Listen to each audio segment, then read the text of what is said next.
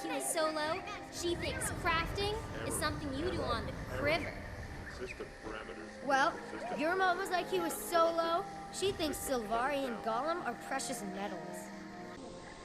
Your mama's IQ is so low, she thinks Blood Legion is something you should see a doctor about.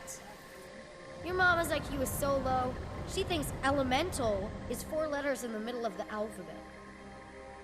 Your mama's IQ is so low, she thinks a Gollum answer is what you get when you ask a Gollum question. No, but seriously, your mom is really smart. Yeah, yours too. Gollum, my enemies conspire against me. I know it. I can hear them laughing and making faces behind my back. Go and discreetly bring me back details of their plans. Command received. Spooling. Spooling. Spooling. Surveillance directive commencing. For our next lesson, we're going to explore the concept Gollum, of size. you have returned. Each of you should What have a news size have you? changer at your Iki station. expresses belief Don't that touch them Aeronautics until I show Gollum you how will they be work. victorious over What does this Hydron button Gollum do? in I next said not contest. to touch anything. He voices a certainty that Hydron Gollum will be defeated by Incinergen Gollum. This information is of no value to me. I can't subvert their plans with trivia. Through the Priory's efforts, and with the skilled negotiations of representatives from all the friendly cultures and races of Tyria, it was decided that a compromise between the various languages would be the best solution. In a landmark decision, with the Asura casting the sole dissenting vote, the symbols of Old Crichton were combined with the ease of use of Old Ascalonian, and the new Crichton alphabet was born. The year was 1105 AE.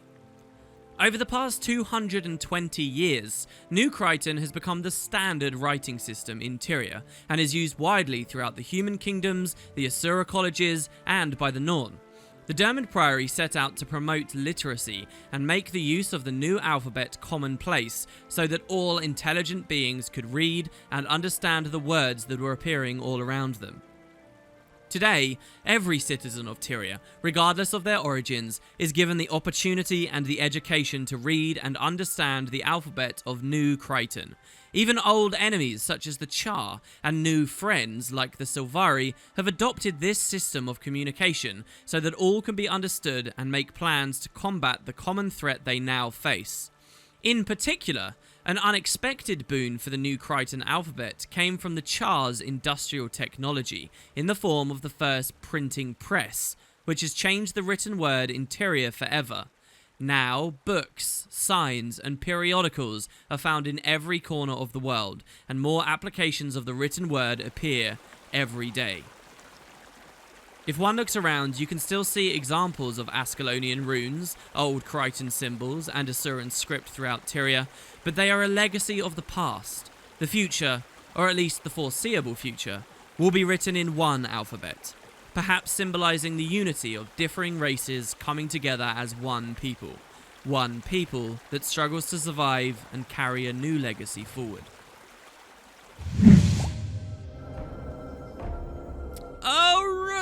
Alright, they said it couldn't be done, but Bract here has been relaxing and hanging out in Ratasum after, it seems, successfully convincing one member of Destiny's Edge, just one, that maybe it's worth giving things another shot. And doesn't that seem quite important? So yeah, Logan from Cordicus Manor hopefully will go off to do good things. Who knows what's going on there from that. But now Bract is hanging out back at home at Ratasum, catching a little bit of downtime. He's a successful member of the Order of Whispers. He's dealt a ton with Crichton politics and human stuff.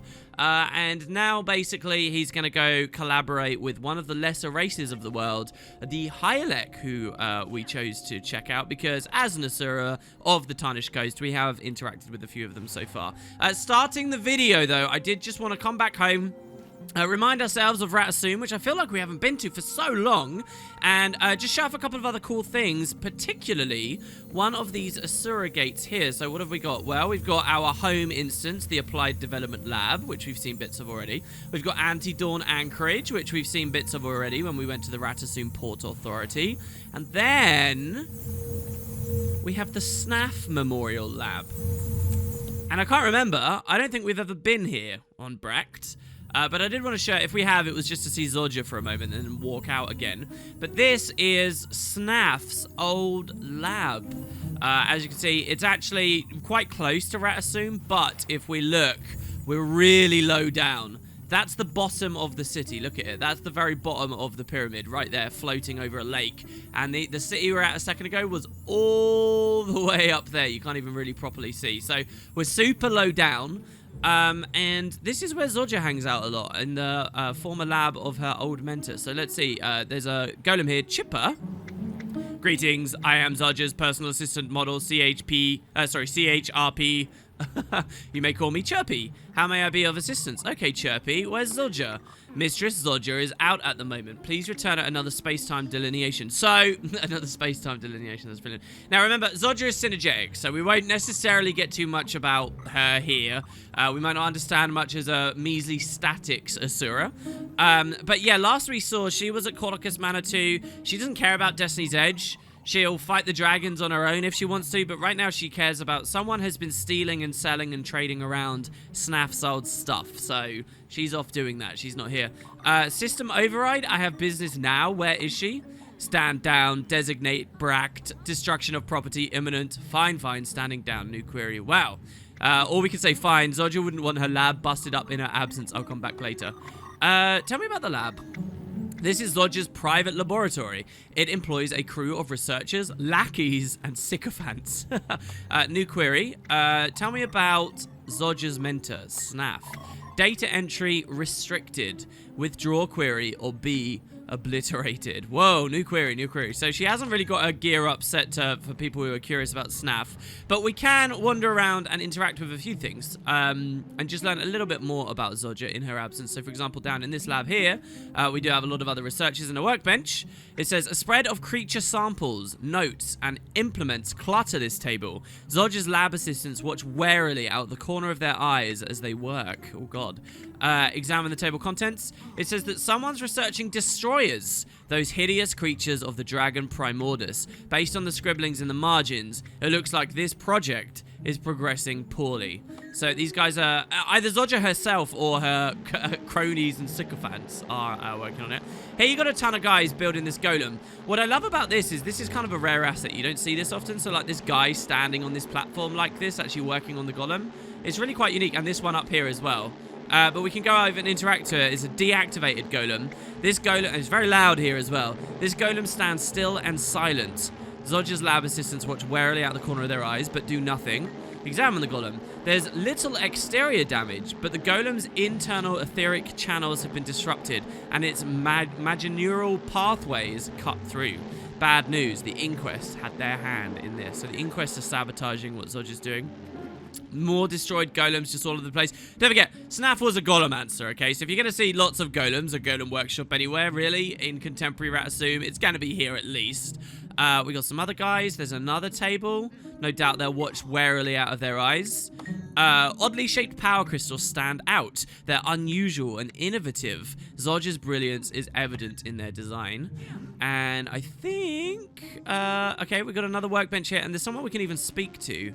And we can help out a little bit. So there's another station, an advanced workstation used for synergetic experiments and experimental apparatus assembly. I don't know what I'm doing. I better step away, says Brack. Which is fair. I wonder if we came here on synergetics, we'd get a different dialogue option there. It might be. And there should be a dude wandering around. Yeah, here, the crew leader. And he says, oh, no, these readings are fascinating. But frustrating. More fascinating. Ah, no, more frustrating. But, Alright, now Bract is charming, if you guys remember, so we could say, it's not the data that matters, it's how you manipulate it. He says, really? Say that's sort of brilliant. At the very least, it's dead clever. How you manipulate it. I'll have to ponder that some more. I do enjoy helping out. I think if you go dignity there, you actually can help him solve his problem. But there you go. So this is the Snaf Memorial Lab, a very quiet area on the borders of Ratasum. And another one I wanted to show you as well, not to load up too much, but just to get back into that Asuran spirit, you know. I do want to go back up to the council chambers, which we have seen, of course, but we haven't really spent too long there, and certainly not outside of any specific crisis. As we all know from the timeline right now, we're kind of in the calm before the storm as it happens here. We know that there will be big attacks and things imminent, but Brack doesn't know that. So, you know, we can just sort of chill out and relax a bit after the initial story is done. So, what have we got here? Well, we got a ton of counselors, and we can speak to them. Do you work for me? No, I do not work for you. Here's Councillor Ludo. She says, "Hello there. I was just filling my sister Zudo here in on our latest interminable council meeting. Tell me, what did I miss?" It was the usual filibuster. So now Zudo's speaking. This is quite rare for the devs to do. But in one dialogue box, we've now swapped to the other NPC, and you can tell because the face has disappeared. A bit of a story about me as a player, guys. I very, very, very rarely ever actually acknowledge what the face looks like in these dialogue boxes. And in so many RPGs, they offer a similar system, and I just become blind to it after a while. It's really weird. But yeah, so now we're speaking to Zudo. It was the usual filibustering over project approvals before Yak proposed deferring responsibility to the inquest. Also, as usual. Councillor Yak got away with proposing something like that to the inquest? Of course! It was a large weight off of our shoulders. We've all long since wearied of our endless gridlock. Isn't project evaluation the main business of the Arcane Council? None of us really want to be on the council, returns Ludo. We're the ones left to obsess over minutiae while everyone else explores the world. I'm honestly sorry to hear you feel that way. So they don't even necessarily like being here. What's your role? Are you asking me or my sister? I'm sorry, I was addressing you. I'm Ludo, Dean of the College of Statics and an adept of the mesmeric arts. And what about your lovely sister here? I'm Zudo, Dean of the College of Dynamics, specializing in necromantic arts. And do you enjoy your work on the council? None of us do. Alright, so that's those two. Here we've got Flunt, the old grumpy cantankerous guy. I've forgotten more than you'll ever know. Who we've seen quite a bit in the story so far, and minor spoilers will become bigger in the story later as well. Why do you youngsters never watch where you're going? Are you a counselor? Where did you imagine you were? Some auction house? Okay, yeah, got any deals? Shut your yap. I don't need to take your sass. Leave me be. I don't know, I feel like I recognize that dialogue. Did we get that out of the Flunt so far already in the show? But yeah, so anyway, these are the council chambers. They're just kind of cool. If you remember, they did do the update that allows you to sit on chairs, so we can actually come up and try and sit on the council chamber chair, but it says an invisible field prevents you from sitting in this council member's chair. It must only allow a specific individual. So the Asura have thought their way through that. And yeah, we're like well above the city. So a little bit of way below the city, a little bit of way above the city. I wonder if you could see Snaff's Memorial Lab by looking right out the right window here, all the way down. But there you have it. Okay. So the last thing I wanted to do was just go back to, oh wait, we never got a waypoint. Oh, we did. We were just on the wrong layer. I want to come back to Beetleton and talk a little bit about Cordicus's Manor. So as we all know, you beat the story instance, you unlock explorables. So you might be wondering, well, hold on. There was a separatist attack at this place, sure. I'm sure he'll listen to me. I get that. But what else could it possibly interesting be happening over at this manor for explorable mode? Well, by walking up to the entrance, we can get a slight hint here. It says, with Minister Cordicus gone from his palatial estate, sinister forces have made themselves at home. I'm not actually going to play it, but I will enter explorable just to show you here how this starts off. But remember, Cordicus is under house arrest now, or for safety. He's actually living at the palace. So no one's here, and that leaves room for all kinds of stuff. If I press M, you'll notice that all of a sudden it feels like there's a lot going on, and that's because new areas of the mansion are now opening up to us that we never played around in before. So the sooner one of you answers, the sooner you will all be free to go. The butler, where is he? He couldn't have just vanished. So here you'll see that the Shining Blade are talking. Halt! No one's allowed. Wait.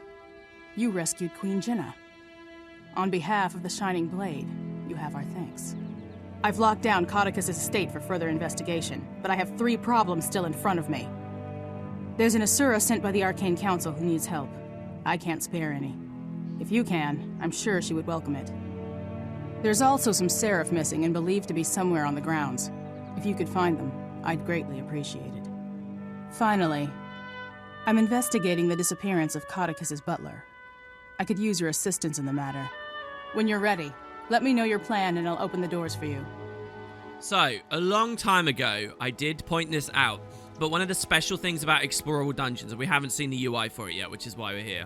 One of the special things about these dungeons is there's so many stories going on with them that you kind of get to choose your path through them. So if we did explorable for Twilight Arbor, we'd be finding we can go through various different cobwebs and go into different secret areas entirely. On this dungeon, you can speak to Tali here at the start. Troubled times. And she says, have you made a decision? And you get basically 3 totally separate stories. Help the visiting Asura, look for the Seraph, or look for the missing butler. And each will be like an investigation into a different area of the manor and kind of the creepy ornamentation and things that are around here. So if you notice, this door's actually open now. It wasn't way back when.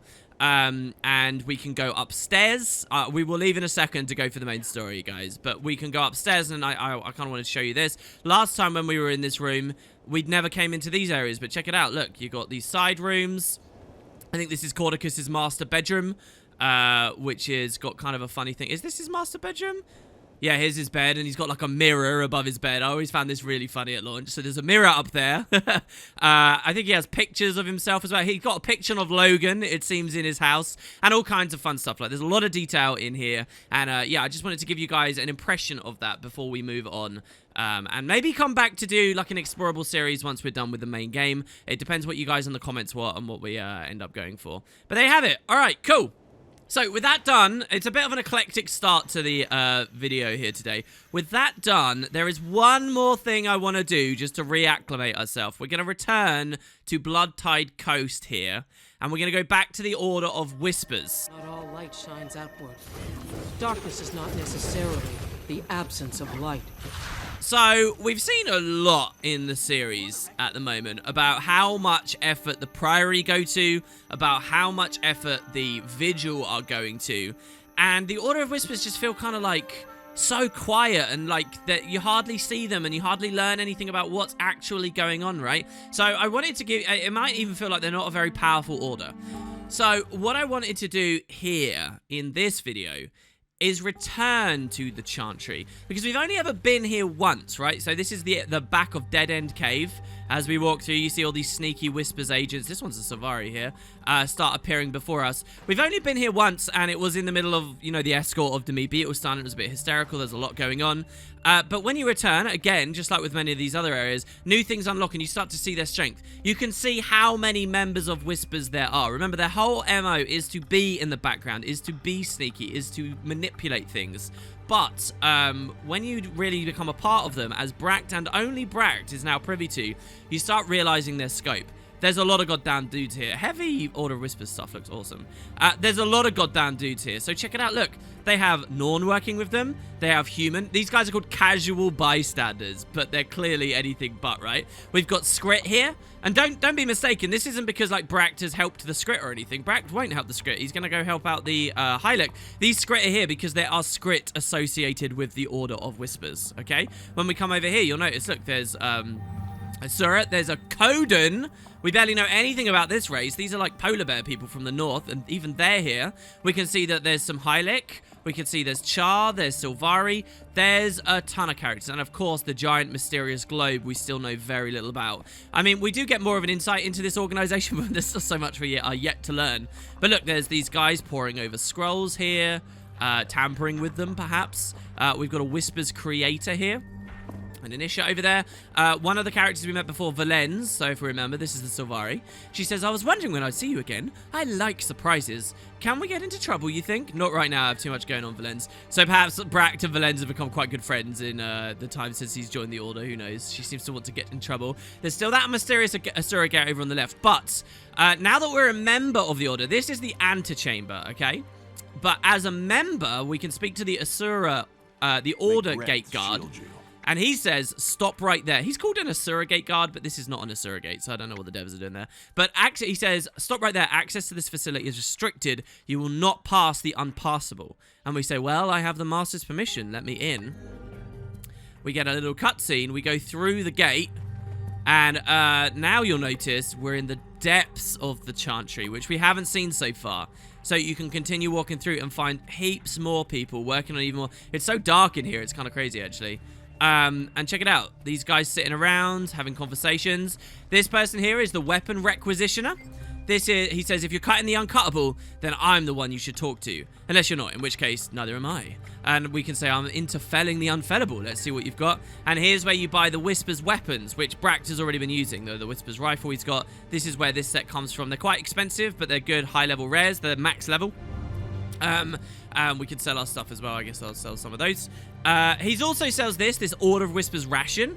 This is a consumable we can eat. All 3 of the orders have rations like this. And it gives you 1,500 health. But what's really interesting about this is it has no level requirement on it. You can do it even at level 1.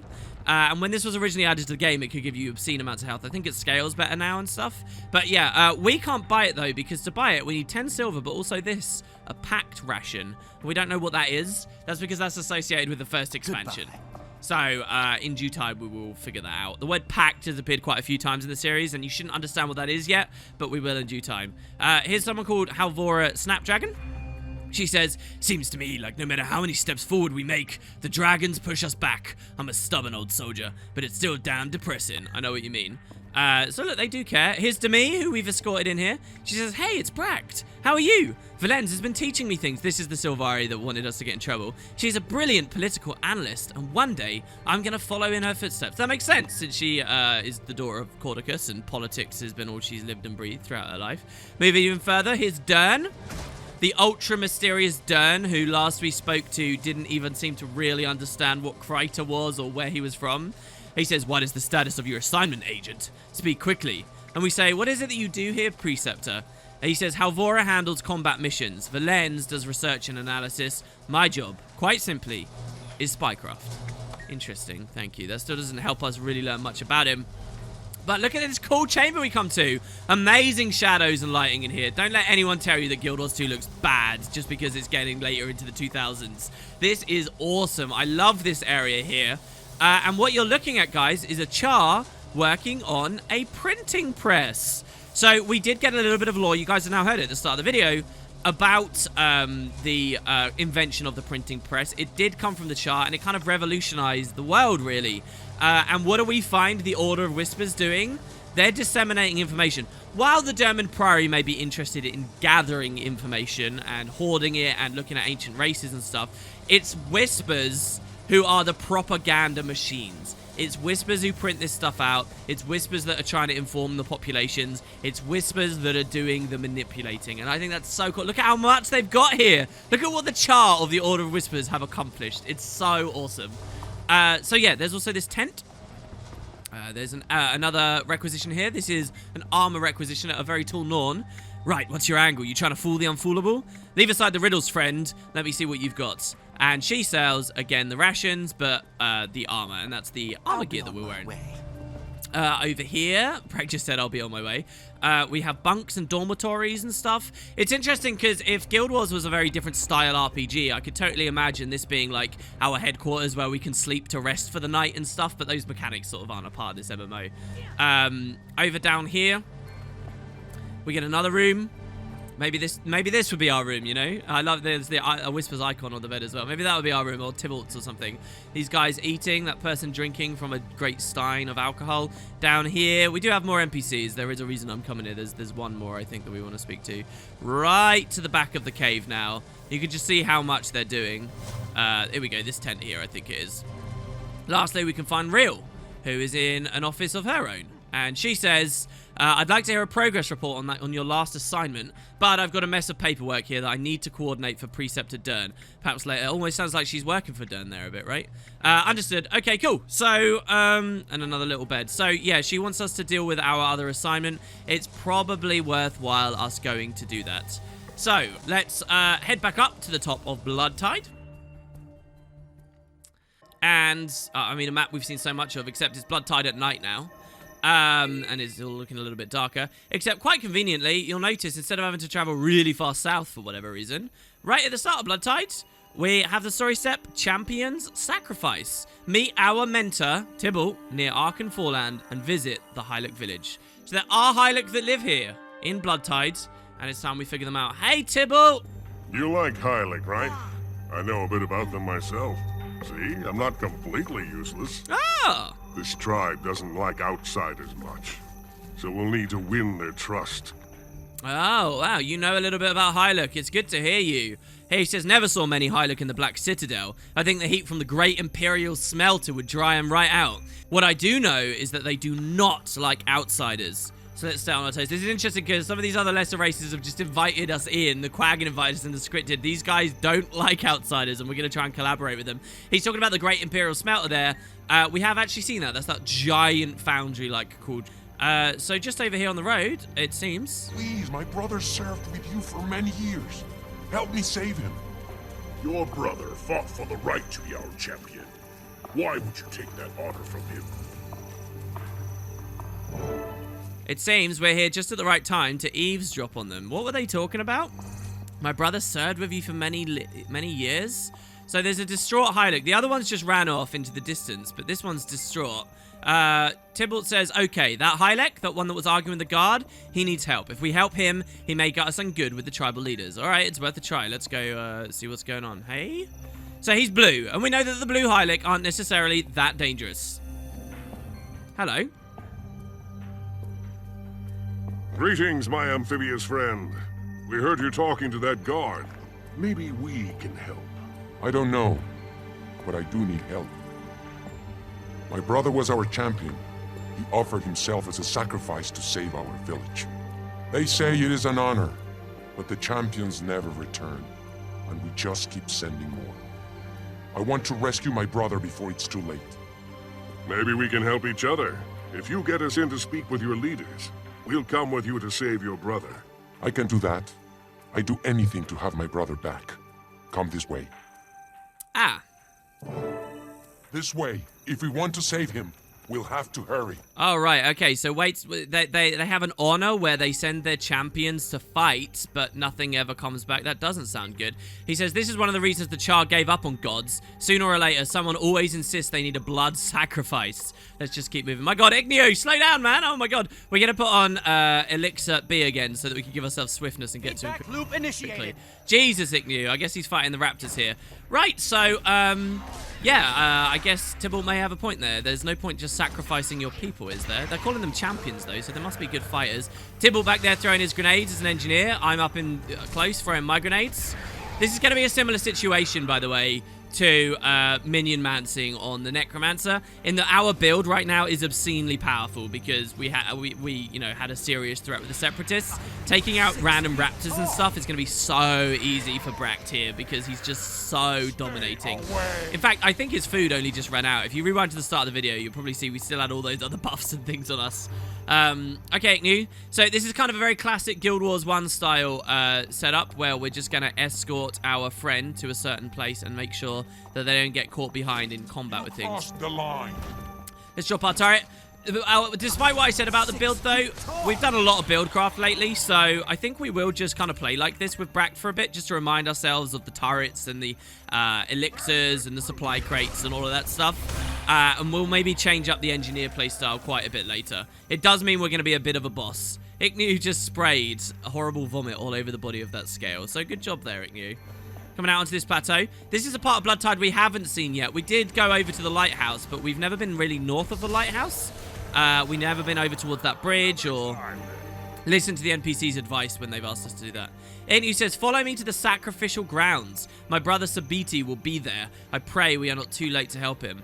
So where are these guys? Uh-oh, do you guys see that? That is where they take the sacrifices. Stay close. Yeah.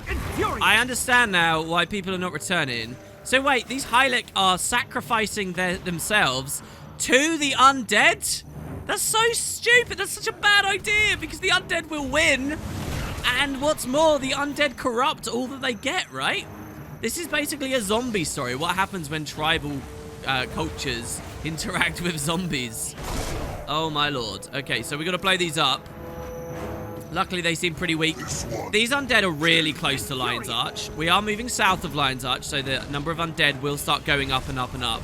But nonetheless, this is close enough to the Lion Guard that I wouldn't expect any really deadly ones here just yet. I wouldn't expect that, not unless the Hylook have been exacerbating the situation. I don't want this scale coming up behind us either, so I'm just going to blow him up. Okay, some more of these. We'll keep an eye on Tybalt. Move the camera out so we can actually see what's going on.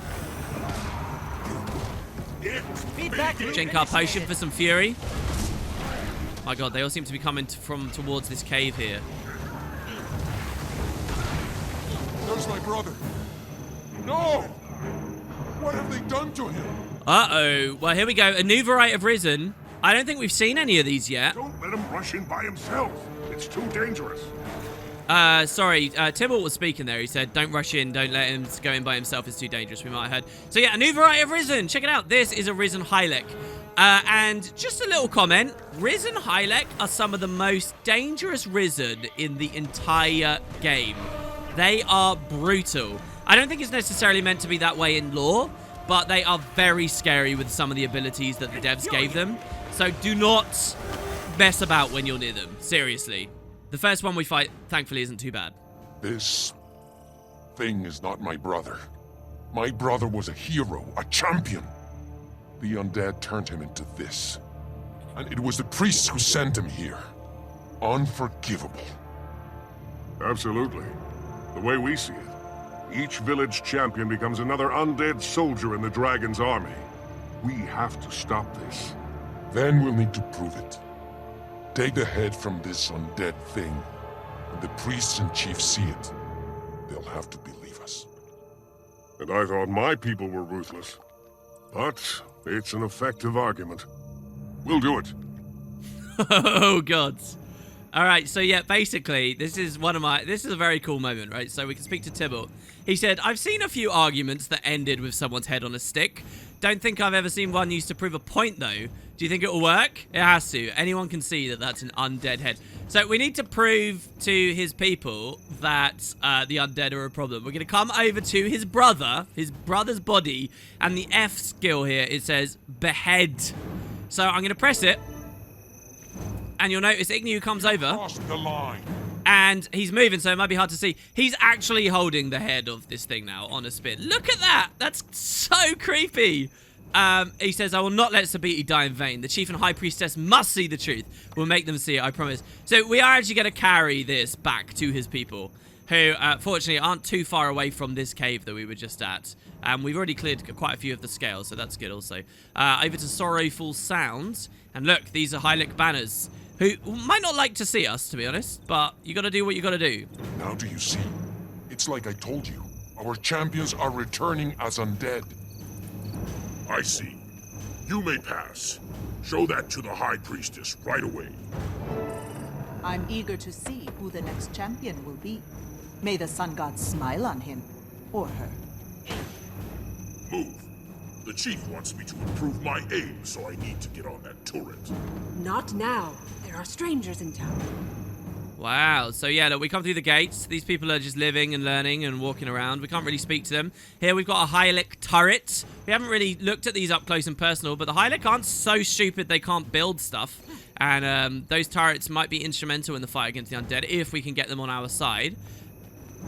All light, all life, all goodness comes from the sun. Without the sun, chaos and disease flourish. Is that why we call the undead sunless? Because they have no light, no life, no good in them? Alright, so remember, these guys all worship the sun. To lesser or greater extents depending on the tribe. But that's everything to them. So they're great enemies calling them the sunless. That makes sense. Alright, and right over here into the heart of the camp now, we can see Ikniu has come near to the leaders. We must speak to the High Priestess. We have proof that the champions are being killed and turned into undead. I've seen your proof, but the High Priestess is not here. She's gone to prepare for the procession. She doesn't know Sabiti, and she's tired of hearing this from you. She'll say that head could be anybody's and dismiss you as a troublemaker. But we took it straight from the undead thing Sabiti had become.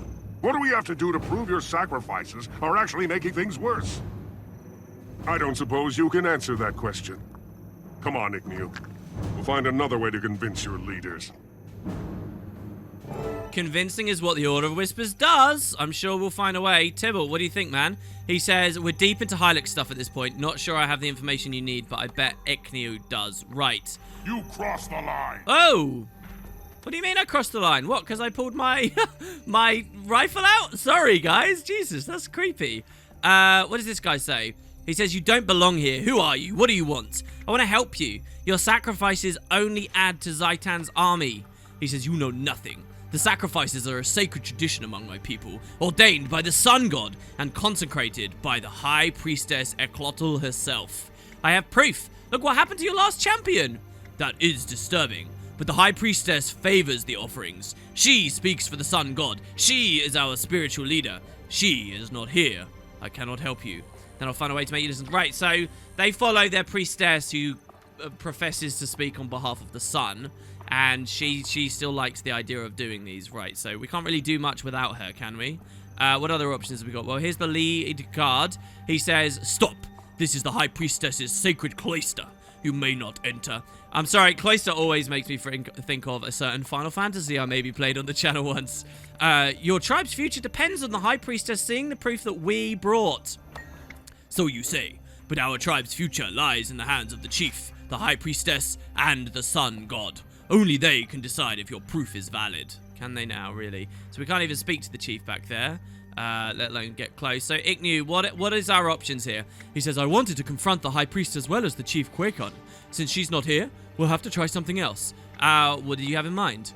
I know where High Priestess Ikniu will be. A procession is bringing her ritual supplies to her cloister in the Lorantal grounds. They'll lead us to her, and we can show her proof. Okay, cool. That sounds solid. Do we have any other options, though? He says, well, the Tournament of the Sun is also about to start. Whoever wins gains the Sun God's favor and is said to speak with the Sun God's voice. My people would definitely listen to such a champion. I understand. Let me confer with Tybalt before we decide. So, I need Beckoned to Saber. He says, we've got to get the Hylics' attention before they listen. Should we try to win their tournament or try to track down their High Priestess? Okay, tell me a bit more about the Priestess. All I know for sure, because remember, at the start of the instance, he said he knows a little bit about Hylic. By the way, if we were of a different order and we happened to be with Siren or Forgel here, they wouldn't have that. They wouldn't say, oh, I happen to know a lot about the Hylic. They wouldn't. So you kind of get that extra little thing with Tybalt there, I feel like. All I know for sure is that Hylic clergy carry a lot of weight in their society. If we can reach the Lorantal grounds and convince Ikniu, the rest of the tribe is bound to follow suit. Yeah, but didn't they warn us against this a second ago and said, hold on, she'll just dismiss it? What about the tournament? It's a series of challenges that test a competitor's strength, skill, and speed. The winners are blessed with the voice of the Sun God, which means that these nice folk might actually listen. All right, I'm ready to decide. I like your initiative, agent, so what's it going to be? I'm going to go for the tournament, guys. Because, again, if we go just to the High Priestess, she could just say, well, whatever, you know, like, what, just because we're going to follow along because they're doing the procession. No, let's do the tournament. It sounds really fun to become the voice of the Sun God, no? We even saw a Char in an arena doing something similar to that a while back. So let's do it. I'll participate in the tournament. That's the spirit. Beat them at their own game. Leave Ikniu to me. I'll make sure he's standing by with me when you get there. Okay, see you there. So, we've got to go to the tournament grounds now, which are not in this cave. They're a little bit away, but hopefully shouldn't be too bad. I don't know what legs we really want. All of our gear right now is a bit better than those, so don't worry. Tybalt follows up by saying, I know we're here to help, but these Hylic customs are beyond me. Too much religion, too many High Priestesses, too much God talk. I'm glad you're here to take the lead. Yeah, I can imagine a child being completely a fish out of water amongst deeply religious and ritualistic people. Don't sell yourself short, Tybalt. You're the one who spotted Ikniu in the first place. I did, didn't I? And he's proven to be an asset so far. Thanks, partner. Oh, yeah, and remember, Tybalt has no confidence, and he's a new agent just as we are. So, yeah, there you go. Don't sell yourself short. We could ask him a lot of other stuff. He says, all I've got to work with is the briefing package the preceptors gave me, but I'll do the best I can. What's in your mind? So, hold on. This briefing package that he got given, was that what Real was working on in the tent? Why hasn't Ikniu's tribe been attacked by the Risen before now? I think that they're waiting until they have the numbers for a complete rout. The Risen, you mean? That's quite an intelligent thing to do. As long as Chief Quaken sends them offerings, they can just sit back and wait until they're strong enough. They've waited too long because we're about to stop them.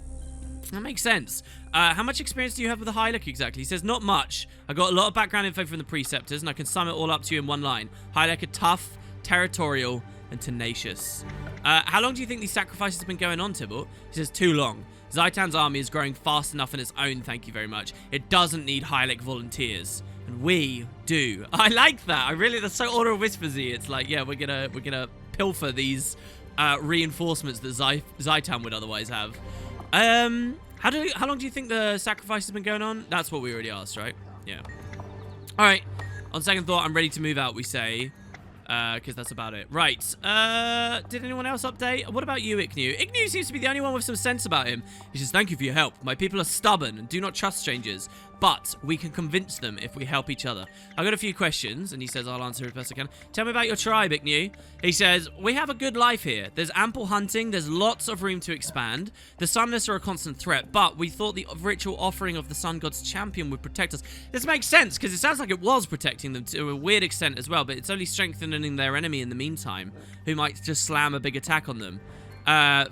We need a more permanent solution, says Bract. How did Hylic get so good with potions exactly? I know a thing or two about potions. Glug, glug, glug. He says, alchemy is a part of us. When much of your land and many of your people are naturally venomous, you have plenty of opportunities to explore potions and poisons. I love these guys when they synchronize, lash their tongues out. So yeah, tell me about your chief. Kraken is a good leader, but cautious. He defers to the High Priestess to avoid splitting the tribe into factions. A wise move, but it does nothing to stop the threat of the Sunless. That is a wise move. And what about the High Priestess? I don't know what I think about this person.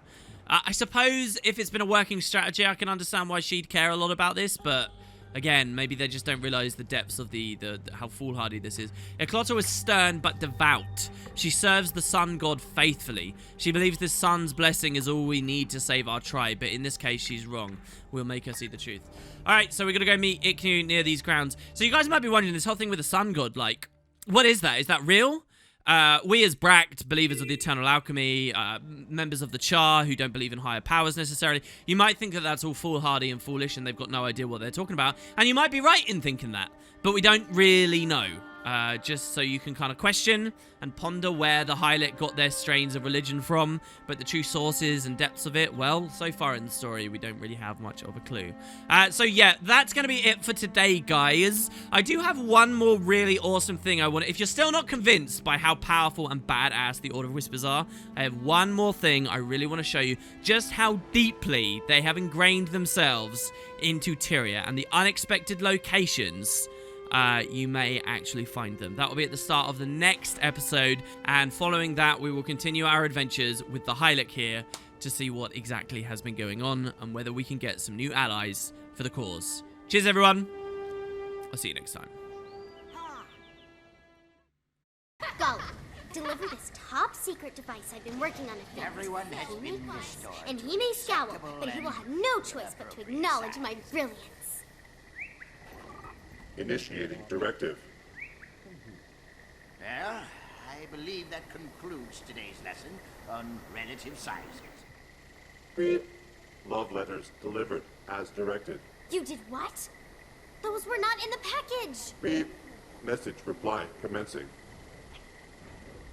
Ruby, have I ever told you that I find you to be irredeemably nefarious and diabolical? Your iniquitous mind is a beautiful thing. We must collaborate at your earliest convenience. How could you deliver the wrong... Wait. He thinks my mind is a beautiful thing?